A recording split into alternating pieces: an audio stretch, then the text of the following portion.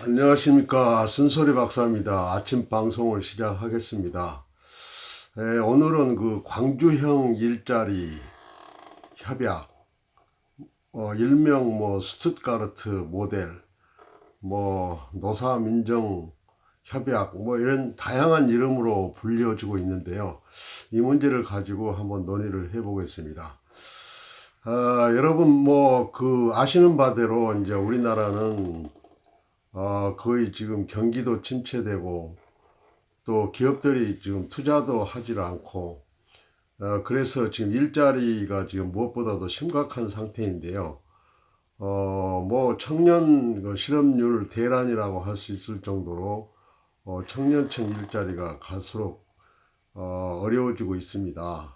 그래서 일자리위원회까지 만들어 가지고 가시적인 성과를 내려고 하는 현 정부가 굉장히 그 곤란한 지경에 빠졌죠. 그래서 이제 그 광주시에서 그 이용섭 뭐 장관도 했고 또 국회의원도 했고 이런 유능한 그 분이 이제 시장으로 들어가서 광주형 일자리 만들기 이런 부분에 시동을 걸어서 그 광주에서 성공하면 이제 울산도 가고 뭐 부산도 가고 전국적으로 확대해 나가자라는 그런 야심찬 포부를 가지고 출발을 했는데 지금 이게 삐그덕거려요. 이게 뭐 한다느니 만다느니 뭐 또 협정서를 뭐 썼다가 찢었다가 뭐 해서 참 얼마나 뭐 이 훌륭한 옥동자를 낳을지는 모르지만은 이게 도대체 뭐 하는 것인지 알다가도 모를 일이 벌어지고 있는데 국민들은 상당히 좀 그 답답하고 의아스럽고 도대체 이게 뭐냐 이런 생각이 들고 그래서 가뜩이나 경제가 어려운데 광주에서 이래가지고 짜증도 나고 그래서 제가 쓴소리 박사가 지금 노사 문제 전문가이기도 하고 또 그 노사 민정 모델이라는 것은 그 원래 독일에서 나왔고 아까 말씀드렸듯이 그 독일형 모델 즉 말하자면 도시의 그 독일 산업 도시인 스투트가르트에서 지역 노사정 협약을 통해 가지고 그 경제를 살리는 이런 모델을 우리가 데려다가 쓰고 뭐 그래서 저는 이제 독일에서 이런 모델을 가지고 공부한 사람으로서 한마디 하지 않을 수 없어서 지금 마이크를 잡았습니다. 아시는 바대로 이제 중앙에서는 경제사회노동위원회라고 해가지고 중앙 과거에 뭐 그 노사정위원회가 있죠. 그런데 이제 광주에서 노사민정 모델을 이제 치고 나온 것은 그 원래 이론적으로도 있어요. 그걸 섹토럴 코퍼라티즘이라고 그러는데 지역 노사정위원회라고 보면 됩니다. 그래서 노사뿐만 아니라 노사정뿐만 아니라 이제 시민사회까지 가담을 해서 뭐 노사 상생 발전 협정서 이렇게 해가지고 이제 서명을 받아서 한번 해보려고 하고 있는 거죠. 그런데 이제 제가 그 가장 그 답답한 것은 이게 그 뭐 5년 동안 단체 협약이나 임금 교섭 자체를 못하게 한 거 아니냐. 이제 이렇게 해서 노동계가 이제 치고 나와요. 그런데 이게 사실이라면은 말이 안 되는 거죠. 어떻게 그 임단협을 5년 동안 안 합니까? 그건 뭐 노동자의 자주적 결정권, 그 노동관계법을 정면으로 위반한 사항인데 왜 이런 말이 나오냐는 거예요. 그리고 지금 우리나라는 이미 글로벌 경제로 편입되어 있기 때문에 그 국제 규범, 아이로 규범에도 어긋나는 것을 갖다가 뭐 아무리 노사민정 협정서라 그래가지고 만들어서 제시를 해도 그것은 그 국제 규범에 위반하면은 거기서 만든 제품은 수출도 못하고 뭐 이렇게 그 여러 가지 제재를 받게 되는데 이게 무슨 뭐 그 말이 되는 소리냐 이거예요. 그래서 왜 이런 이야기가 나오는가 이런 걸 가만히 들여다봤더니 역시 그 선무당이 사람 잡는다고 이게 그 아무리 봐도 이렇게 노사 전문가가 없어요. 뭐 이용섭 장관이야 뭐 그 정통 경제관료지 무슨 뭐 노사 문제에서 노동법 한 줄도 모르는 분인데 그런데 이게 참 그 광주에서 좀 그 잘 해주면 좋았을 텐데 아니 초장부터 이렇게 난맥상을 드러내니까 그 현 정부 여당이 좀 그 걱정을 많이 하게 되는 것이죠.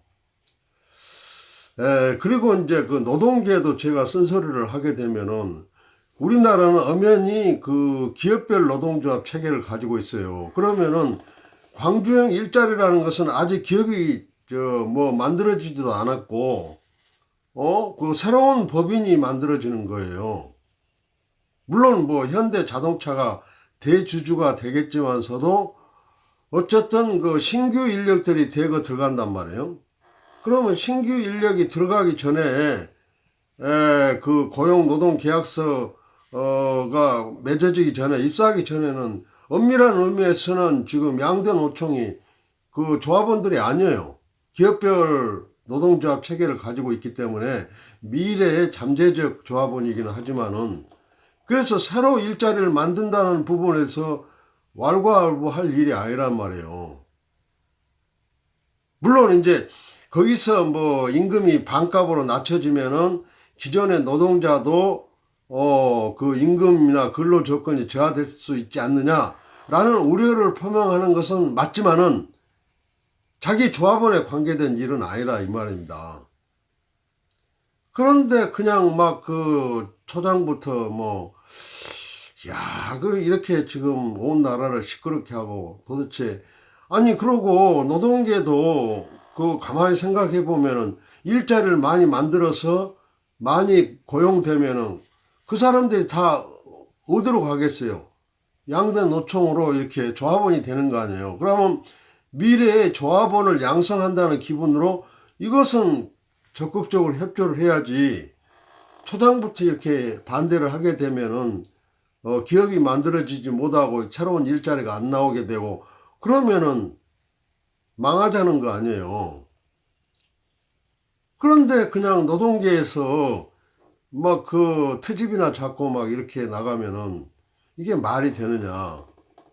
저는 그런 생각을 할 수밖에 없고 그리고 이제 현대 자동차도 물론 뭐 현대 자동차가 정말 그 결단을 내려야 되죠. 뭐 그 새로운 공장을 하나 건설을 하고 그래서 연 그 7만 대를 SUV 차량을 생산하는 그런 대공장을 만든다면은 경영에 있어서 중요한 결단을 내린 것은 이런 이해가 가지만은 이렇게 노동관계법을 위반할 소지가 있는 것까지 요구를 해가면서 이렇게 뭐 지렛대로 삼고 그냥 뭐 투자를 뭐 하는 건지 마는 건지 하려면 좀 흔쾌하게 국가 경제를 살린다는 그런 맥락에서 용단을 내려 주셔야 되는데 또 이게 그 현대 자동차도 좀 간을 보고 있다 이거예요. 그래서 참 그 답답한데 이럴 때 이제 그 중앙노사정위원회나 중앙정부가 뭔가 좀 그 당근과 채찍을 좀 해서 쫙 밀고 나가야 되는데 뭐 그 중앙노사정위원회는 뭐 하는지 조용하고 그 중앙정부는 정부 여당은 팔짱만 끼고 이렇게 잘하면 박수 쳐주고 못하면 뭐 그때 나서려고 하는 건지 이렇게 해가지고 지금 그 일이 되겠는가. 그래서 총체적으로 이것은 내가 보니까 문제다.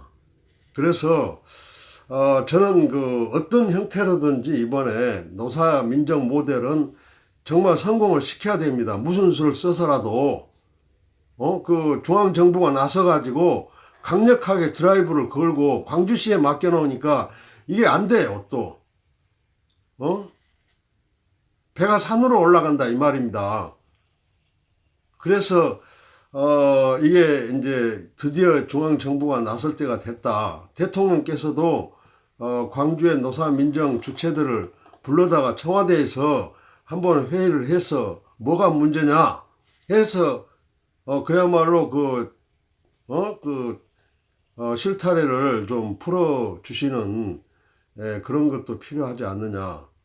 그래서 저는 섹토럴 코퍼레이티즘을 계속 주장한 사람으로서 광주의 노사민정 모델이 반드시 성공을 시켜야 된다. 이런 관점에서 제가 아침에 쓴소리를 했습니다. 여러분 국민 여러분들도 관심을 가져주시고 잘하면 좀 박수 한번 치십시다. 이건 정말 잘하는 그야말로 좋은 아이디어다. 이런 말씀을 드리면서 오늘 아침 방송을 마치겠습니다. 감사합니다.